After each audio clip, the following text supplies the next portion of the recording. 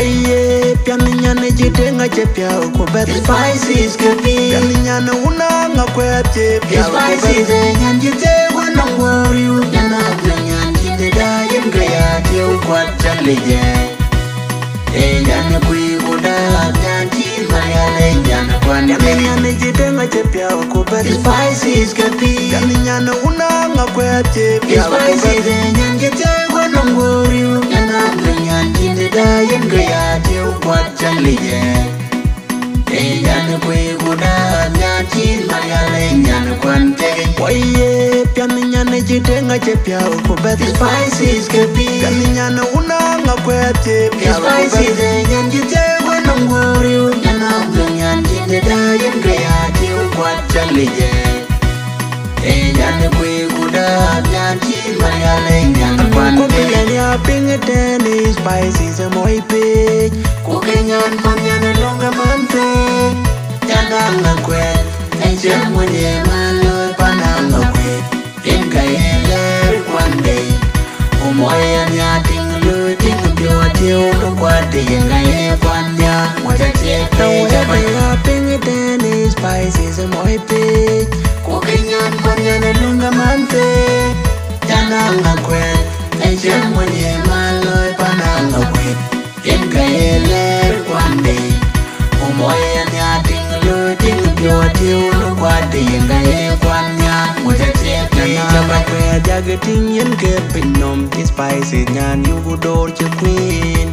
Ini nyane tianga kwengu kwe Diana kwengue dairo chal Nyani ini nyane Kwa kwengue nyan mantiel Ege jidi ge jimbot Nyan yer jor kinyin majerwai Ini nyane tianga kwengu kwe Diana kwengue dairo chal Nyani ini nyane kwengue Nyan manya denga mantiel Ege jidi ge jimbot Kan yer jor kinyin mugerwai Ini nyane tianga kwengu kwe Diana kwengue dairo chal Nyani ini nyane Nyan kwengue kon nyan udu tonga kuk Nyan mantiel Ege jidi ge jimbot Nyan yer jor kinyin majerwai Ini nyane tianga kwengu kwe Diana kwengue dairo chal Nyani ini nyane kwengue Kwe jagating yen ke pinom ti Spices nyan yugu door che queen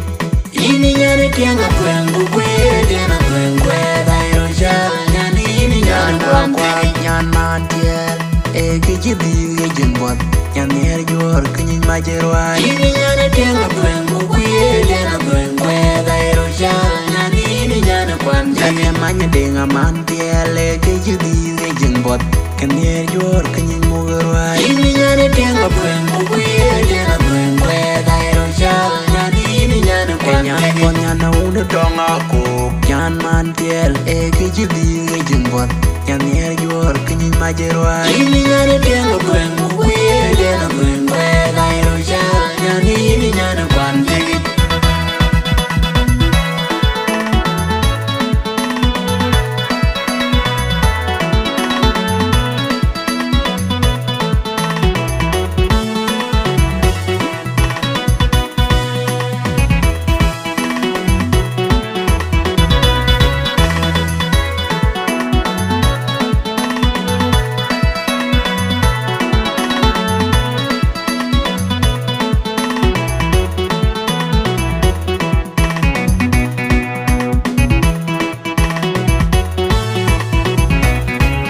Oye, pianinyane jitenga chepya ukubet Spices kepi Pianinyane unanga kwe chepya Spices nyan jite wana ngoriu Nyana nyan jite da yin gaya Tiu kwat chanlije Nyane kui kuda Nyan jit mariale nyana kwane Pianinyane jitenga chepya ukubet Spices kepi Pianinyane unanga kwe chepya Spices nyan jite wana ngoriu Nyana nyan jite da yin gaya Tiu kwat chanlije Nyane kui kuda Nyan jit mariale nyana kwane Oye, pianinyane jitenga chepya ukubet Spices kepi Pianinyane unanga kwe chepya Spices nyan jite wana ngoriu Nyana nyan jite da yin gaya Tiu kwat chanlije Nyane kui kuda Nyan jit mariale nyana kwane Kukinyani apinga teni Spices moi pich Kukenyan panyan longa mante Jananga